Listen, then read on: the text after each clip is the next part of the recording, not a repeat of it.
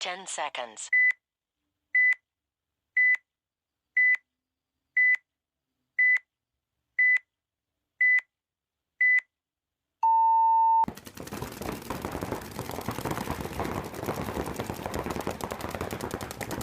What's going on, everybody? Welcome back to the View from the Dev Box. We are 1 week closer to the MVPS, and our wallets getting thinner and thinner by the moment. Yours will be thinner than mine because I'm just coaching. So that's the nice thing about just helping you out on the sidelines. Yeah, I'm like, charging that's you to fun. coach. Yeah, fuck that. I'll be damned. That's See funny. the greatness. See the greatest show on turf. Yeah. So you guys had. Go ahead, dude. I was asking you, why were you late today? Well, I quit paintball. You quit with your purple shirt. My purple shirt. Yeah, I've been playing a lot more golf. So I've been doing. We're going on the course a couple times during the week, and then typically we'll play every Wednesday, and then usually on Saturday, and then if I can squeeze a couple out during the week during the work or after. During. I'm not during. Sure. Yeah. I mean, everybody listen to this. I don't know if your boss listens to this. I mean, your boss's like daughter might listen, but I don't know about anybody else. Yeah, I'm banging her, so we should be okay. She's gonna tell on you. Yeah.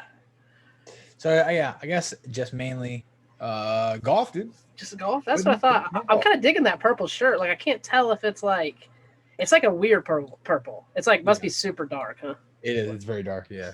Yeah. It's funny. Like I could earlier you asked me if the camera was fucked up, and I was like, you see purple. I'm like, well, I'm wearing a purple shirt, so yeah, that makes sense. Okay, well, yeah, there we go.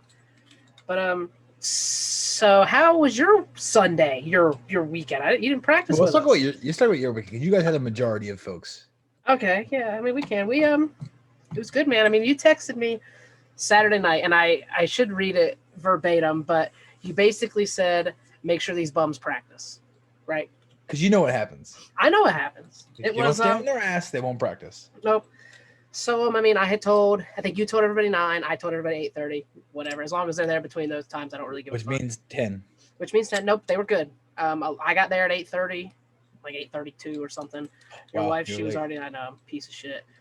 Ken was pulling up when I got there, Chuck. You know, some of the people that, when they're there, they're early. You know what I mean? When they're supposed to, we're on time at minimum. Yeah. We'll get down there. The field was partially inflated because some of the Titans guys practiced on Saturday.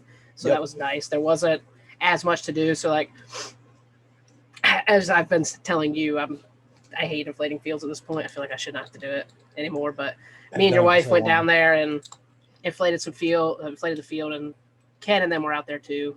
But it wasn't as much. So it's like it was an easy way to inflate it. It wasn't that big of a deal. I will say, as much as I shit on the Titans, they put in a lot of work at our field. They do. Yep.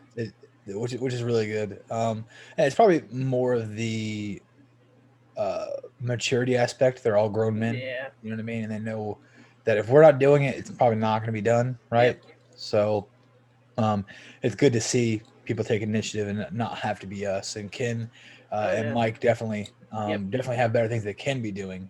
But they do go out there and support the field and work on it and everything else. We've had maintenance weekends and both of them showed up and busted their ass. So it's sad that those two, a couple more of the Titans guys come out too, but them two are the majority that are always out there helping. It does not go unnoticed, that's for sure. Yeah. Me and you definitely notice who shows up. Yes, I know. I have a list and I typically track who shows up and who does not show up. So I know who gets extra bonus balls in practice and who doesn't.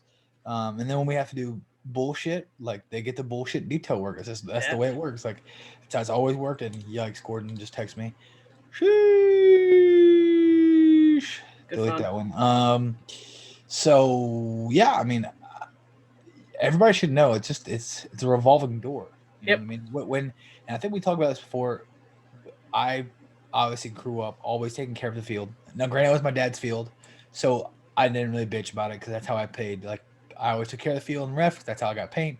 Yep. But throughout the years when I became like the GOAT that I am, like the kids, which were you were like 12 to 15, like those years, you guys took care of the field because there was like 4 and 5 of you. So if all 5 of you show up and you take care of the field, it's not that big of a deal. And that's just the way it goes. The D5 and D6 guys always take care of the field. The D4 and up guys typically set the field up. Set the field up. They're like working on game plans. They're bullshitting. Like that's like what you call it. Shit rolls downhill. That's just the way it works. We've put in our time. Now the younger guys put in their time, and this is the only field that I've been at that I struggle to see that. It is very weird. It doesn't happen often that the younger guys of the teams typically work in. It will be working that way. I will be making sure of it that the other lines are putting in their amount of work, because it is not fair for the main line of the fucking field to be doing all of the work and the guys that play there and get all the same discounts, because that's usually what the deal is. The teams that work there and set the field up and ref and do all this bullshit. I say ref like ref our field, because we know, and maintain it and pump it up and deflate it and clean it and so on and so forth.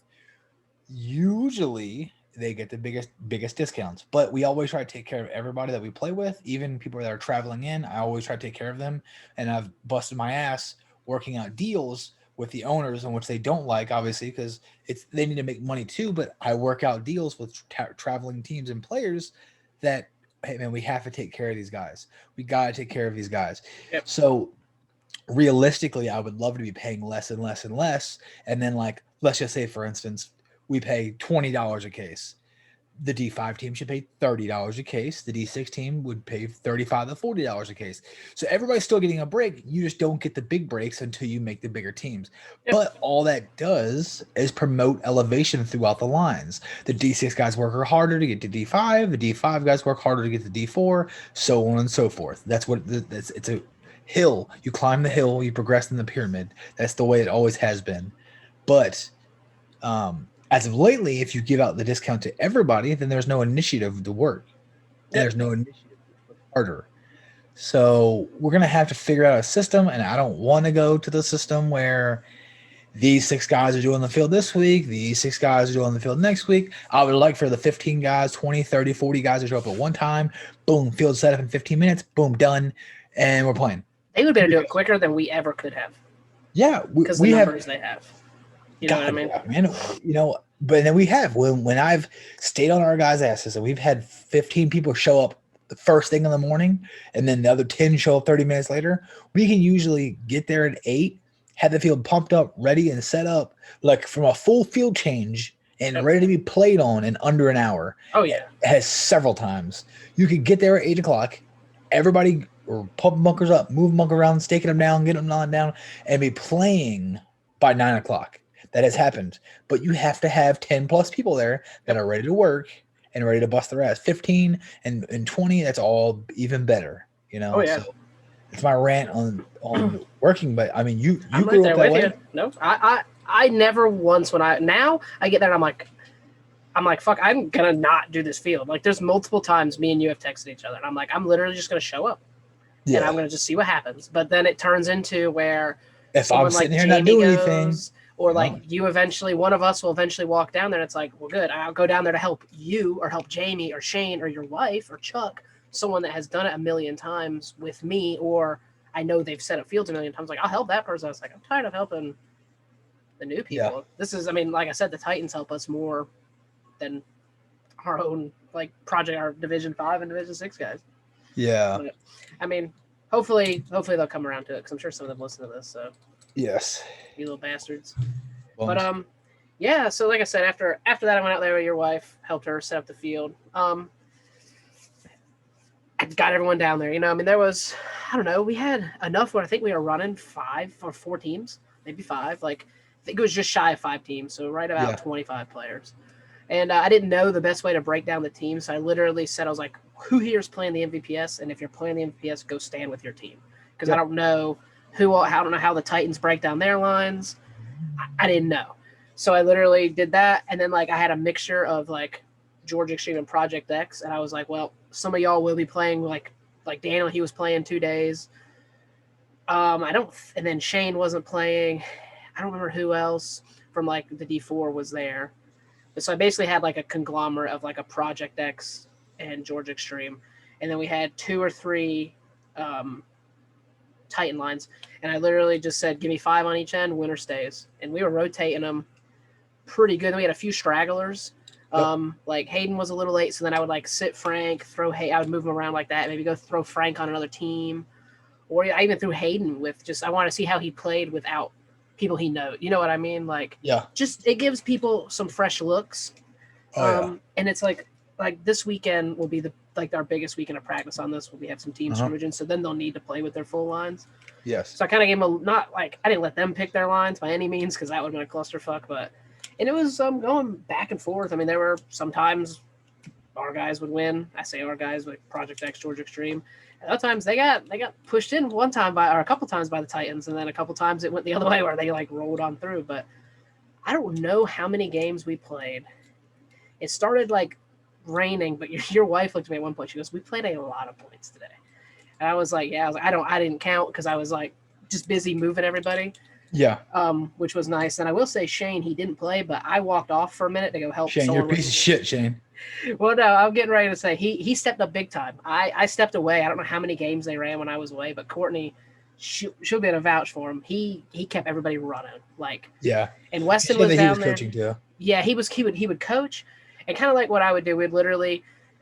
I would go on one side of the field, he'd go on the other, and whatever team, whether I was helping the Titans or Georgia Extreme, Projects, whoever, or even just like the random people we had, I would almost set them up, each team with a game plan. And like Shane was doing the same for the other team. So they were getting, whatever team was playing was getting good knowledge from either me or Shane. And you could tell it was a different game plan each time, which I liked because it allowed me to have a couple of different routes for snake guy to get in, or a couple of different ways for maybe 2 shooters, 1 shooter, this guy to land, this guy just busting ass into a 200 or the Charlie or whatever. So it was nice. And then I think this was not necessarily the end of the day, maybe about the middle part of the day. Weston and his son were out there, and his son's name is Zane, if I'm not mistaken. I think so. Zane. And he was playing some snake, and then Weston was like, "Hey, put him on the Dorito side." So I put him on the Dorito side, and I was like, "Who am I going to move?" And I looked at your wife, and I was like, "Come over here and play the 1 on the snake." And she was like, a little bit of hesitation, and she was like, "Okay," but not like, you know what I mean, how everybody is. Well, because last weekend was the first weekend that I tested her in the snake, and she was like about to throw up on the box. She was like so nervous. Yeah, well, that's probably because of you. You know what I mean? It's different, me or Shane or Weston, but coming from you. And I looked at it, I was like, "Just come here." I was like, "Go to the God." I was like, and then I was like, "Frank's been going up to the ice and over." I was like, "That seems to be very safe." I was like, if he goes right to the ice, he was getting hit occasionally, or they'd bounce him. I was like, if you go to the God and then go on the inside of the God up to the ice, they weren't ever hitting him doing that. And so that's basically what she did. And she dove in, like, got the God, like, peeked low around, like, on the inside, crawled all the way up, and then shot the gap. And, I mean, she got in there practically off break. Obviously, it's a little slower, but they're going to stop shooting by the time someone makes that move, and you're still getting good field position. Yeah. She immediately, like, looked inside, shot dude, I believe he was at the Seattle, and then she like head checked down the wire, and by this time I want to say Daniel had moved out from the cake too, and he was like watching over her. So he was just literally staying on the wire, and she did exactly what you should do. Every time she like made the bump, whether like the S2, look inside, the Viper, every time she looked inside immediately, and she was picking up, look inside, crawl the next one, look inside, and I'm like, she walked off, and I was like, Courtney, I was like, that's exactly what you're supposed to do. Yeah. Like, you know, you have your teammate behind you. He's not going to let you come get stuck. And if he does, that's on them for you dying. Yeah. Like, I was like, you got, and then I think after that, I think the game ended, and it was like, she got a 2 or a 3 pack at minimum.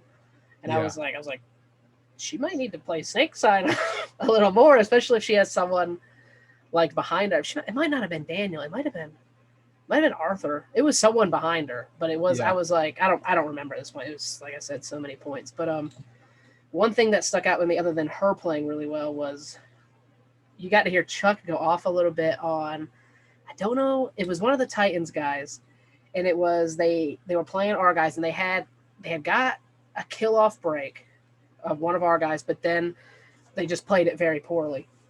And they were getting into the snake, and like the lead snake guy was literally looking down the wire, doing it exactly opposite. And then they had like the guy in the corner, like your God or whatever, he was like looking inside. And that, if Chuck wouldn't have said anything, Daniel literally, so I mean, Chuck kind of helped them, but he was like so frustrated with them, and they leaned out and ended up shooting Daniel. So I told Daniel, I was like, "That's not your fault." I was like, "They wouldn't have shot you if Chuck wouldn't have said, you're this, like, you are up front." He was like, "What are you doing? You shoot inside."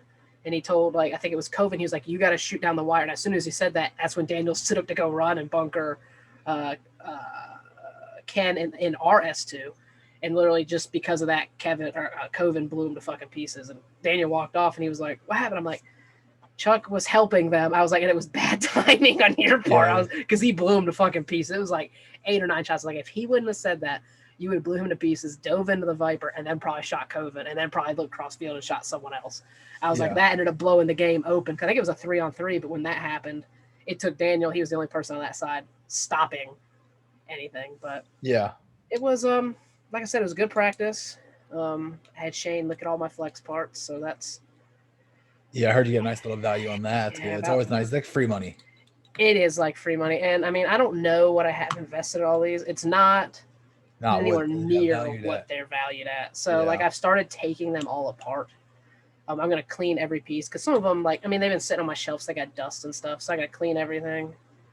And then I don't know if it'd be better as to do like a really nice build and try to sell them as solid builds or if I should part everything out. You know, it's probably a lot of trouble to part it all out, but it's probably easier to sell it all parted out because I know it's a little bit harder to find guys that want certain things. Or what you could do is put up a custom build sheet, right? Yeah, I thought about that too. Put everything, a picture, boom, and say, this is the prices on everything. If you want a build, let me know. Yeah. I'll build it for you, and then we can make a deal that way. Yeah. And that might be something you can do. Because I sold a few things at the field on Sunday. I sold Daniel. He wanted some ears. And like what I basically, because I told him, I was like, I don't know what this stuff is worth. And I was like, I don't want to tell you it's worth $30 and it'd be worth $100. I don't want to tell you it's worth $30 and it'd be worth $5. Like, I was like, I don't want to rip myself off and I don't want to like rip you off. And it was like, Shane said those ears were like 110. So I went and told Daniel, I was like, Shane says they're 110. He said, if I have these other ones, which I did have some of the cheaper ones, he said, those are worth like 25. I was like, so if you want to go get a pair of the $25 ones, we can. Yeah. He was like, no, I'll just take these. I was like, well, would you do 75? And he was like, I'd give you the 110. I'm like, no. I was like, I don't have to pay shipping or any of that bullshit. Yeah. So he ended up sending me 80. And then same thing, Weston, there was a lens in there. It was a brand new lens. I sold it him, I think, for $30. The same thing as Shane was like, that's probably worth about 40. And then there were a couple other things, you know what I mean? So I was like, telling all them, I was like, if you want it, like, I won't charge you full retail. I was like, because I don't have to pay shipping or nothing, so it helps. I need to go. You need to send me everything like, so I might have to see if I can get a build off of you. Yeah. Just to have. I'm going to clean it up. Do you have any Huntington beach frames, by the way? There was one thing I had told everybody. Yes, I do. They are those white frames right there are Huntington beach frames. Are you keeping those frames? Those were like I had 2 builds. The build in the box up there, and then the clear bottoms that I always play in, and those frames in my STL. Because I want to see what the Huntington Beach frames would look like on that skull, that E-Flex bottom skull. Well, you know, I mean, mine are faded to fuck. Mine are in bad shape. Well, I mean, you know, the skull isn't white; it's like grayish white. I think that might look pretty fucking. This isn't like these. Like, so these are the Huntington Beach frames. Yeah. These are like. Shane told me the name. They're almost like a cream. Oh, yeah. But because these are in such like bad condition, they look very similar. Yeah. So I don't know. I forget now. These ones are like a white, like a crispy white. Yeah, I think that'd be too bright for the skull. Yeah, I mean, I thought about getting that skull E-Flex because they take frames, right? They take. Yep. Yeah, and put them on there just because I don't see anybody have that. Nobody has a flex with the skull bottoms with a flex top. Yeah, I was just curious of what it would look like. Yeah, I mean, I can bring those out. We can throw them on there. Either, like I said, both of those colors are about the same. Just to see. Just curious. You have skull bottoms already? No, I know where like 12 or 15 sets are local. Oh, okay. I wasn't sure if you like had already bought them. No, but I know where a guy is that bought fucking 15 sets of them. So. And then there's a funny story behind these flexes here. So this is just, these are the ones that Excessive was wearing back in the day. Just a black shirt. I mean, it's a cool little build, like with the Rockstar. Like, it came out pretty neat. Yeah. Ben Nutting had gave me these bottoms one of the times he quit, along with those HB frames, actually, in like 2007, 2008. Well, come to find out, Arthur had messaged him when he started coming back in, asking if he still. Those were Arthur's yellow bottoms, basically. What? Arthur has the frames that match him. And he's trying to buy them back from you? I told him, I was like, Shane said they're worth like $50. Like, dude, I was like, I've had them for like 15 years. I was like, I'd sell them for like 30. Like, and then you could have the full mask. Yeah. But I think he was trying to sell the frames to somebody else. So I don't. Oh, okay. If he does, and I told him, I was like, I'll buy those frames for like 30 also. Like, you know what I mean? Either way, because I think they're worth like.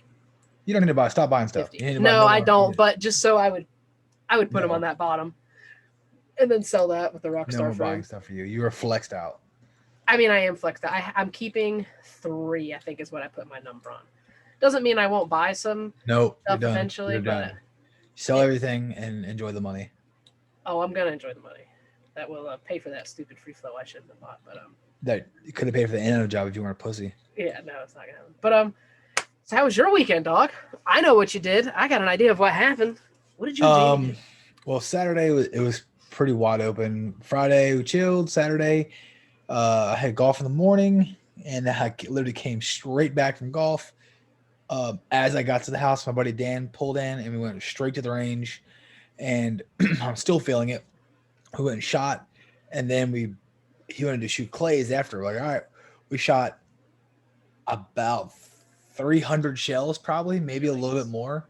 And you don't really feel it until like the next day when you shoot 300 shells. And I'm like, fuck, man. And it was hot. So then we came back. I tried to hydrate as much as I could. And then I talked to Jamie last minute, and I'm like, hey, man. I'm like, I've been talking to the Russian guide. I'm like, there's a Russian Legion tryout in Jacksonville, and I got some details on it.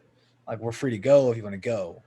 He's like, fuck it. It'd be dumb not to go if it's this local, you know? Yep. But they had like a clinic kind of deal prior to that on Saturday, and it didn't look, Smoltrov was there, but it didn't really look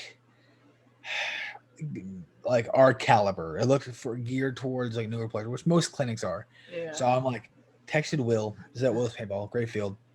Which, by the way, it's in really good now. You got to go out there. And I'm like talking to him. I'm like, is it worth my time? Is it first of all, is it a real tryout? And Leo and those guys are like, yes. Like we have a pro spot open, and we're making a semi-pro team as well. So I'm like, all right. I'm like, it'd be dumb to be this close and not go try out. So I'll go try out. So travel down, get there 9:02. Get there. And of course, we're the first ones at the fucking field. Yeah. I'm like, I heard it's gonna be starting at 9:30 and like stretching and stuff like that. So we show up at 9, nobody's there. At like 10, about 9:30-ish, people start rolling in, and then like 10, everybody's getting there, everybody's getting dressed up, and then I see a couple of guys that I played with a long time ago that were there, and some of the guys that I played with recently that were there. And I'm like, all right, well, some of these guys have already made the other tryouts. I didn't know if there were other tryouts. So these guys have been to multiple ones. Oh, okay. Yeah. So I'm like, all right, well, explain to me, what's going on, what I need to expect. And he's like, all right, well, first we're going to run kind of like a insanity program. Then we'll do max push-ups, max sit-ups, like, sprints, a circuit workout. So they want to burn you out and then get points starting to see how well you can do under pressure and stress. Your conditioning too. Yeah. I'm like, all right, not a big deal. Like, not that I work out by any means, but like we play enough points throughout the week where it's not a huge deal. And so we start, me and Jamie, do push-ups, do the sit-ups, do the sprints, and we do everything. And granted, it's already like 93 plus degrees in the middle of the morning in Jacksonville, which is more humid than here somehow. And then we're gonna start points. So we start playing. We divide random ass teams up. I got Jamie on the team. We drafted some guys, and I'm like, all right, cool. And there's other pro there trying out, and everybody knows him. Of course, everybody wants to get this guy on their team. I don't want him on the team. Like, I could have easily got him. He was there. I had first pick. I could have got him. I picked Jamie. Like, I would rather ride and die with the boy. Yeah, no. So facts. Plus, I want to play against this bum. Like, I want to see this fucking. want to see how good these guys are. And his name's Mingo from the ML Kings. So really not a pro, I guess, because ML Kings is kind of a shitbag team. Yikes. Continue. So anyways, so we get out there and start playing. Pretty good games. We're playing with random people. Yeah. So people aren't doing their jobs. They don't know what's going on. Like calling out wild ass call outs. Like they're not sticking to the plan, which is to be expected, right? So we start playing. Are you looking for that guy? Yeah, I am. Yeah, his first name's like Amen or Amen, and they call him Mingo because it's like Amen is his first name. Or anyways. Oh yeah, I see him here. You see him? Yeah. So we start playing and we're getting some games in. We're probably like 6 points in when we stack up against them. And I heard that a guy came in from Fit, a guy came in from Canada. So he has some like decent players there. And of course, the kid from Canada who said he played like D1 over there. He looked decent. He picked up the pro instantly, which I didn't care. It didn't bother me. Yeah. And I'm like, whatever. So we're playing against them. And at this point, he's just sitting. The dude, Mingo, is just chilling in the fire, guarding the snake. And he's just shooting. And I watched him play the first point, not against us, and they lose. And he's just shooting 38 pots of paint, not moving, playing like pussy ball. I'm like, but you're playing against like some D5 guys, some D4 guys, some D3, some D6. Like you're playing against a mixture of people. You're not playing against a team. Like, why are you being a pussy? Yeah. Go attack them. Like you're a pro. You could like get out the field and kill him. But he loses. And then the second point, I think maybe they lost, maybe they won. I can't really remember. And we stack up against him finally. And when we do, he's just on the snake side. We shoot him. I shoot him out on the break, run out, getting 300, kind of like blow their D side apart. And he's in like the snake. He loads the snake 2. Are y'all playing the MVPS layout by chance? No. Okay, I was curious. It fucking pissed me off too. Okay. We're playing the 2019 Vegas layout. Okay. If you remember correctly, that's the snake that had the 2 wedges upside down that you crawl through the bottom of. Oh, yeah. Yeah, and it had all the Doritos on one side. It had the brick and the weird wedges in the middle. So typically you go to the brick and you shoot 14 pods of paint, the whole Dorito side, and the snake side wins every single point. That's how that field played out because you couldn't play the Dorito side. But that is not how that was playing out there. We were getting Doritos just fine. I was running and gunning from the 100 to the 400. It was not being guarded well. But they would load the snake, load the Viper instantly because it's pretty easy to get into. Yeah. So anyways, he gets in the snake 2. I'm hearing it. I load the 400 and I shoot the Dorito, then I wrap around. I know they have a home. I think a brick and then the snake 2. I see him in the snake 2. He does not see me. I beam this dude, plain as day, not even looking at me. He lays down. I seen it hit him. We're shooting GI 3-star, so it's like pretty bright, yellow. Seen it plain as day. Doesn't get out. And I'm yelling at this fucking dude. There's no refs. So I'm yelling. I'm like, well, apparently it's not going to work. It's not going to get out. So I'm like battling. I get shot. And I'm like, I'm walking. I'm looking. And this dude is fucking covered in paint. I'm out of my mindset. Like I should have just shot the dude, played my game, and then saved him for the last. And then ran up and pinched him off and then just blew him to pieces. That's what I should have done. Yeah. I did not do that. So next point. We get them in a bad body situation, and we have a young kid playing with us. I get him in the Viper. I'm like, sweet. I shoot their Viper. I shoot their snake on the break, and I'm like, hey, whole snake side cleared. Go load it. And I watched that guy play earlier, Mingo. I watched him delay the home and go to the fire every point. So I shoot the god, boom, hit him. I turn back and I'm just shooting the fire. The whole time, shooting. I'm like, fuck, man, come on. He trots out to the fire right through my lane, knowing that I can't miss. Gets in, doesn't come out for like 15 seconds. Comes out on the wire, and me and him are trading like back and forth. I'm like, there is no fucking way I missed you going in. I'm like, you were running and gunning to this bunker. Yeah.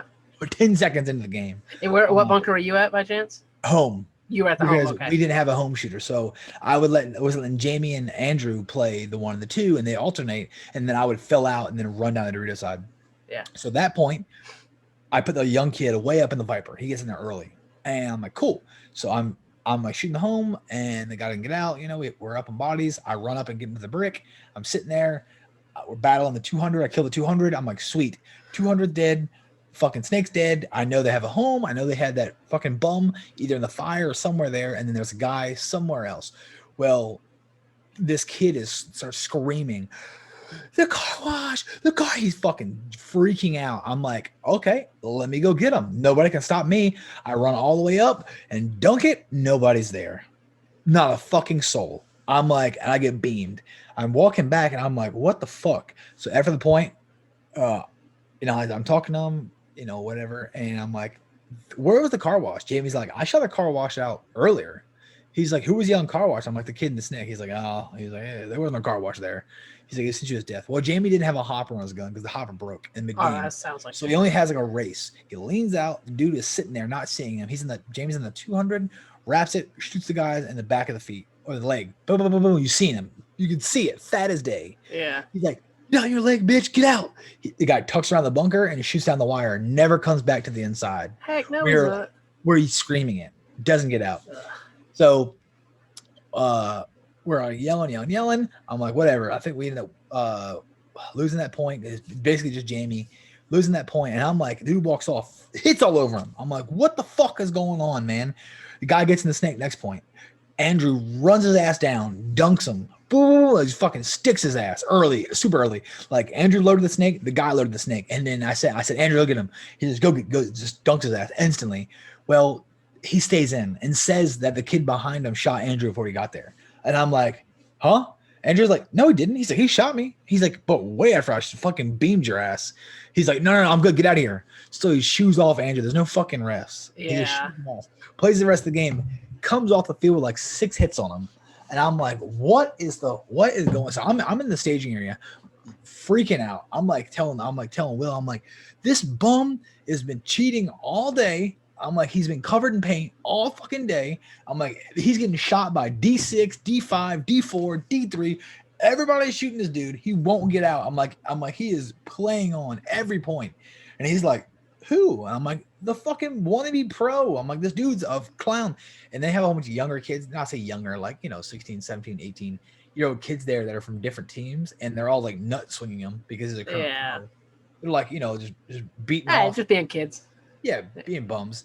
And they're all like literally nut swinging them. So they're on the intercom system and they're like, does anybody want to play Mingo in a 1v1? I'm like, for what? So he can play on some more?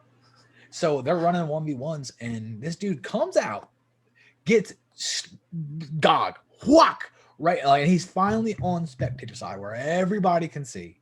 Gets beamed, like right in his face. Everybody sees it. He literally takes off running to go stab this dude. And he is from the Doritos. He's running across the field to stick the kid in the brick. That's like 2 bunkers away. And he has paint all in his fucking face. All of us are on the sidelines going, whoa, whoa, whoa. He runs up and shoots the kid. And it's actually not a kid. It's actually a guy. He shoots the guy. And the guy just like laughs. And I'm like, what the fuck is going on? So he comes over there and I'm like telling Smoltrov, I'm like, look at this dude. And Will's sitting there. I'm like, did you see this? And he's like, I can't believe this. I'm like, all fucking day, Will. I'm like, this is what I've been telling you all day. This is how he's played all fucking day. I'm like, in a tryout to make himself look better. He has blatantly cheated all day. I'm like, this is, and I'm just getting mad. And of course, the kids are still nut swinging him. They're like, who? Who? And I'm like, this no talent, ML King, trash can, no talent, bum bitch right here. And he's walking back to the net. And I'm like, all day this dude's been playing on. I'm like, he's ass. I'm like, this dude is fucking trash. And I'm just fucking fuming. And the kid's like, oh, he's pretty good. I'm like, he is not good. I'm like, this dude's a fucking ass, dude. I'm like, I don't understand how you guys are thinking this dude's a good. I'm like, if you watch him every point, he gets fucking shit on. And Smoltrov's like, that's a major. He's like, that's a major. Every point, major. And he's like, nah. And Smoltrov's like, no, major. And he's like talking back and forth. And he's like, you know how many 1v, the other guy's like, you know how many 1v1s I play every week, every day? Smoltrov's like, no, like I don't care, like we get everybody together. We're doing the after action review. I'm one of the captains, and he's like talking to all the captains, and he gets to Mingo and he gets to me, and he's like, everybody's telling what happened and what was good about your team, what was bad, and blah blah blah blah blah. And he gets to Mingo, the guy, and he's like telling point by point what's going on. And this is a bad thing. This dude is like talking about, yeah, you know, we got down point. We had like a 2-on-4 situation. We came back, you know, we were down on bodies, and he's like just won't shut the fuck up and talking about like doing this and doing that and doing this and doing that. And he is just going on and on. And he's like, Smoltron's like staring. We're all like staring at him, right? And he's like, yeah, he's like, communication is really good. Like, you know, you can be down on points, come back and beat teams all the time if you just like listen and talk. And the whole time I'm talking to Jamie, like in the group with everybody there, like I'm talking somewhat normal, like loud, like when everybody's dead quiet. I'm like, this dude, I'm like, fucking clown. I'm like, and I'm like talking like that when he's talking to the group. I'm like, what a fucking clown. I'm like, dude, acting like he's good. What a bitch. And Jamie's just fucking laughing. He's like, Jamie's like, trash. So he like. So y'all definitely aren't gonna make it, no matter how good y'all play. I lost my spot because of that. So we were having a really good day. We won some fucking fantastic points, way down on bodies, and I'm like, he gets done, and once he's done talking, Smoltron's like, okay, take your crown off now. He's like, take your crown off now. Talking to fucking like Mingo is like king, like he's like, you know, acting like he's the fucking king of the reg ballers. And we're all just like laughing. He like kind of looks at the Smoltron and like smirks.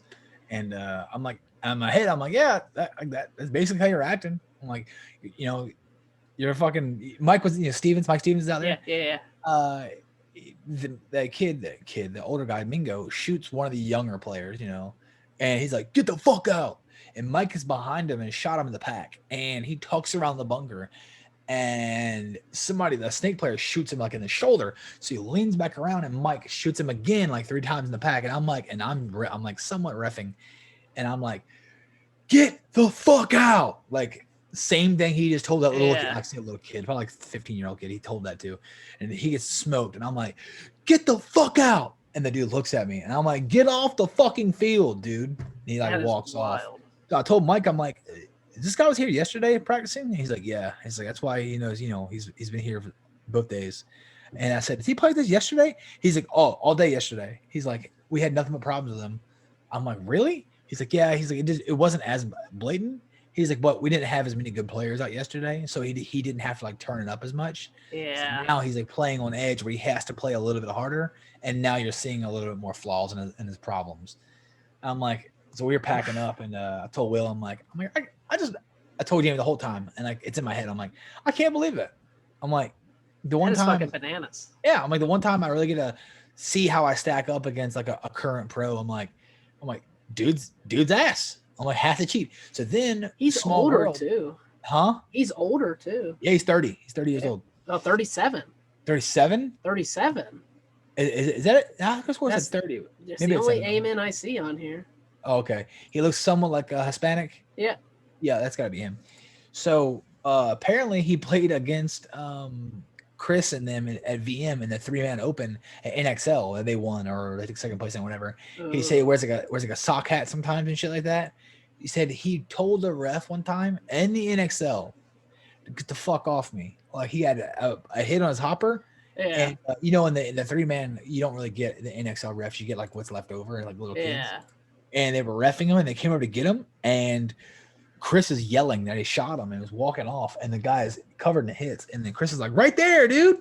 And they walk over to him, and he's like, no. He's like, get the fuck out of here. He's like, that's old. That's off the bunker. And the kid did nothing, like backed off. Because he doesn't know what to do. He knew exactly who it was. And he said, is his name, he said, is it Min or Man? I'm like, yeah, they call him Mingo. He's like, oh, yeah. Yep. Played against that guy. He's like, he's a cheating fuck. I'm like, that's great. Like a million other fucking pros that play. I'm like, and you have the same problem. The random with this dude. He's he's been around for a while. So he's played for a lot of teams. Yeah. He's known for that. I'm like, yeah, I was looking over his little APBA history, and it's he has been.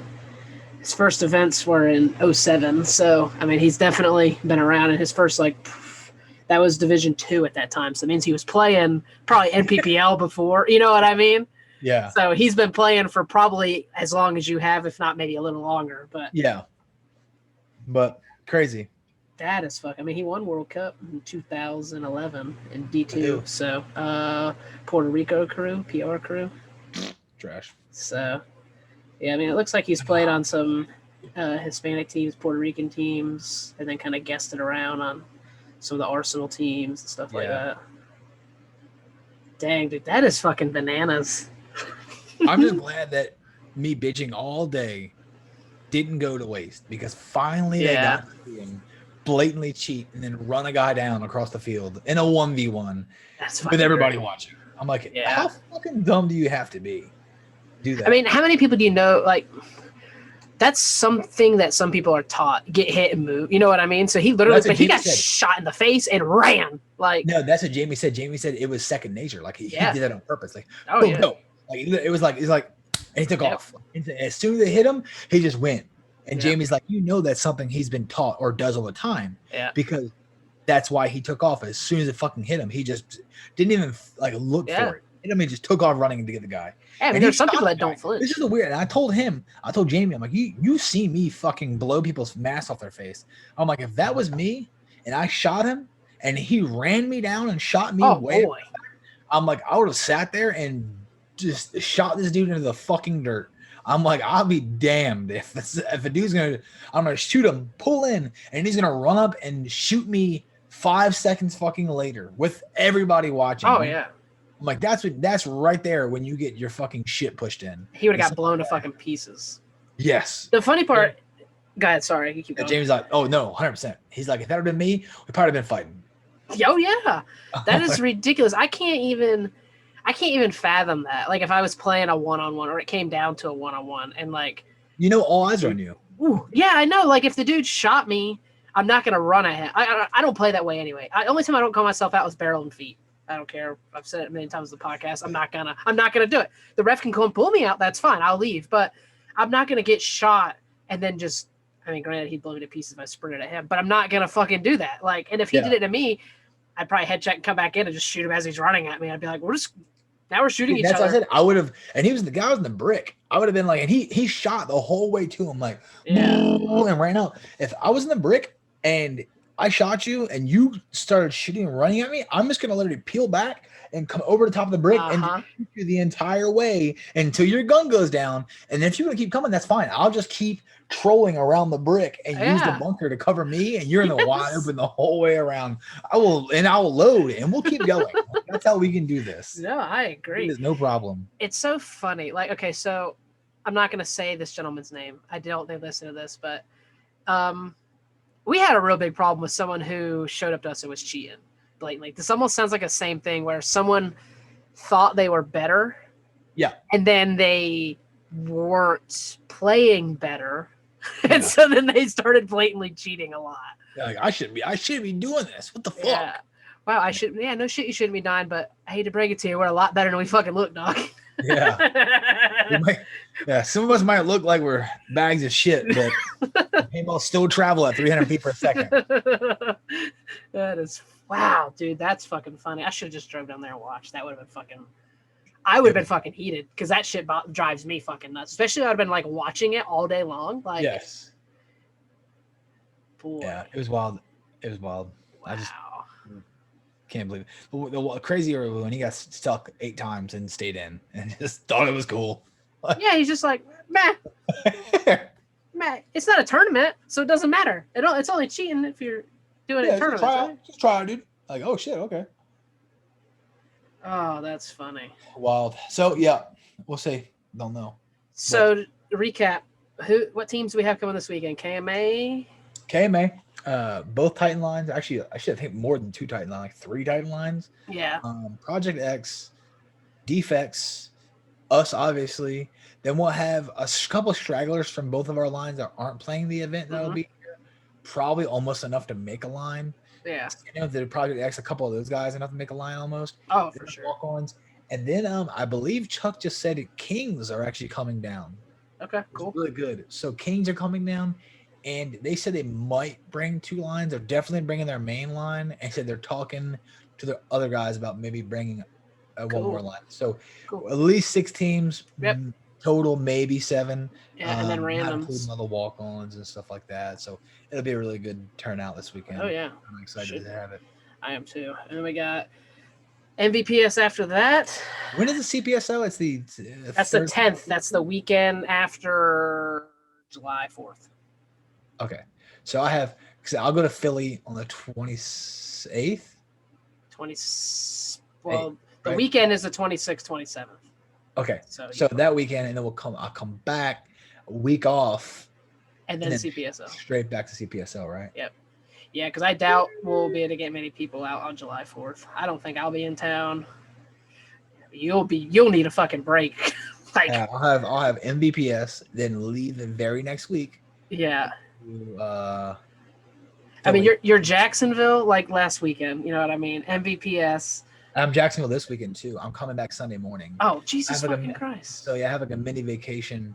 Oh, fuck. Thursday, Friday, or Thursday, Friday, yeah, no, Friday, Saturday, Sunday, Thursday, Friday, something like that. Yeah, but I'll be in Jacksonville down that way, and then we're leaving a little bit early Sunday to come up to play, and then then MVPS, then Philly, then July 4th, then CPSL. The weird thing is MVPS, and then it's the very next weekend is Philly. So then we'll go to Philly, and then I'll come back, have 1 week off, and then we'll go to CPSL. So yeah, so again, 3 tournaments in 4 weeks again. You're fucking wild, bro. That's the shit I wish I could have done when I was 16. You know what I mean? But it's either geographically challenged or no money. You know, it's crazy to say geographically challenged. But I was talking to West and me. I'm talking a lot more now that he's been coming out. And we're talking about the tryouts. And he said, the only reason me, him, and Jamie, not this Jamie, old Jamie. And I'm not really sure if you remember old Jamie. Me and him talked about this, but yeah. So, but he was talking about, being geographically challenged is the only reason we didn't go pro when we did. Yep. And I'm like, we were all playing D2 and D1 forever ago. And then Jamie was playing with Gridlock and the trauma guys all the time. I'm like, it was there, but Jamie wanted to drive the 4 hours one way to do it. He wanted to pursue that dream. I, at the time, was a lot younger than they were. And I just didn't really have the means to drive 8 hours every single weekend. So I didn't really want to do it at the same time. And I was kind of just more having fun. And we were really good. We were winning all the events we were playing at. And I was kind of doing it with all my buddies. And that's kind of the same thing I find out now. It's like I was talking to David Hunley about this. I'm not sure if you've seen those comments.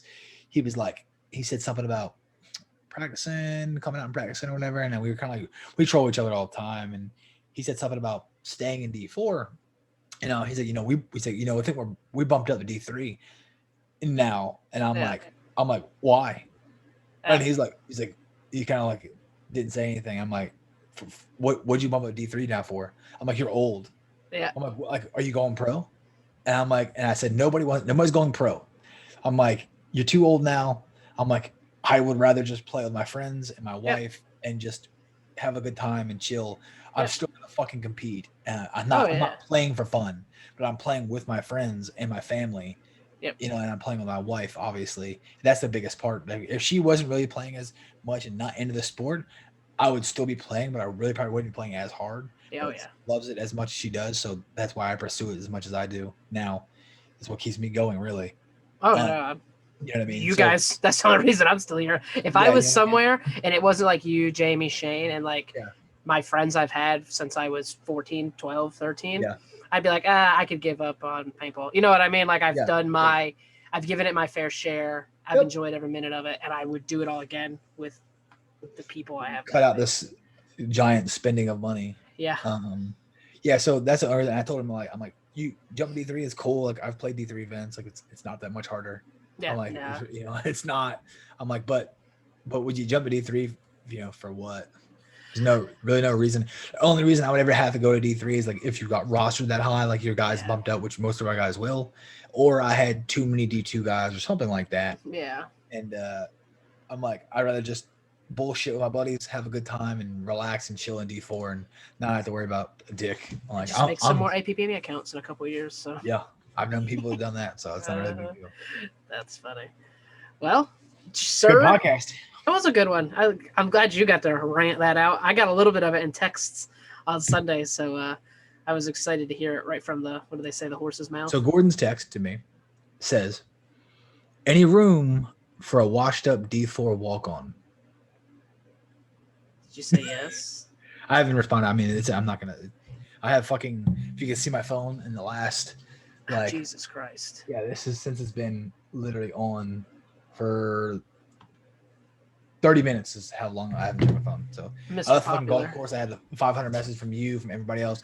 Mine weren't that bad. Mine were good. Mine were funny. Yeah, I know. I had it from everybody. I'm like, fuck. I told you to take the golf club out your ass and let's record a podcast. So it was probably the driver up there, wasn't it? The big end. Yeah, it was the driver. The best one, dude. That's the best one. All right, I'll take us out of here then. Thanks for listening and watching. All that fun stuff. Buy merch, not buying merch. I don't want to give Matt Davies a little shout out. His Vine popped off. Vine. Not Vine. Not Vine. Just kidding. God, I'm fucking old. His TikTok. He had like 130K followers on there. It's just so good. So congrats to him. But yeah, we'll catch you guys on the next one. Thanks for watching. Peace out. Later.